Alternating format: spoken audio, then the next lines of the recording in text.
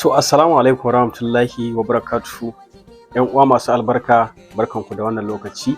Ina wa kowa da kowa fatan alkhairi da fatan ana cikin ƙoshin lafiya kuma ana azumi wato cikin ƙoshin lafiya.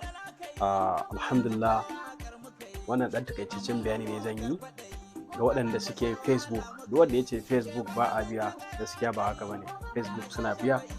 Sannan kuma idan har ka san kana cewa in har ka san kana so Facebook ta fara biyan ka, to lallai akwai sharuɗa da zaka bi, akwai matakai da zaka bi domin ka ga cewa ka tsallake wannan matakan. Insha Allah in dai kai kokari ka bi wannan matakan, to insha Allah zaka zamto wanda za su fara biyan ka da dala. Kuma ƙarƙarin biyan su da suke fara yi shine da dala 100. Dala 100, daga dala 100 ne sama, amma sai ka bi wannan dokokin.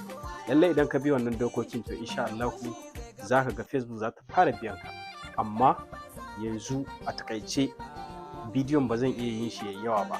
Kai tsaye dai akwai namba na WhatsApp da zan iya ajiye muku shi, sannan kuma za ku iya biyo ni ta group WhatsApp ɗina kai tsaye domin ku ga yadda za ku bi wadda tsarin yake, kai ma ka bi domin ka ga cewa wato Facebook ta fara biyan ka.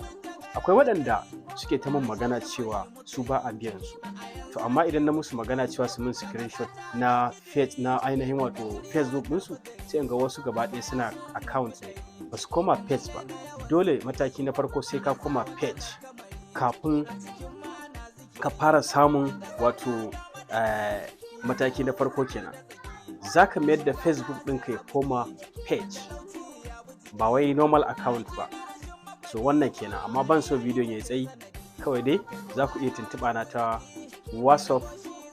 Zan iya ɗora muku namban WhatsApp ɗin, sannan kuma za ka iya bi na ta channel ɗina, ta WhatsApp ɗina da channel insha Allah. Na gode, assalamu alaikum, Allah samu dace.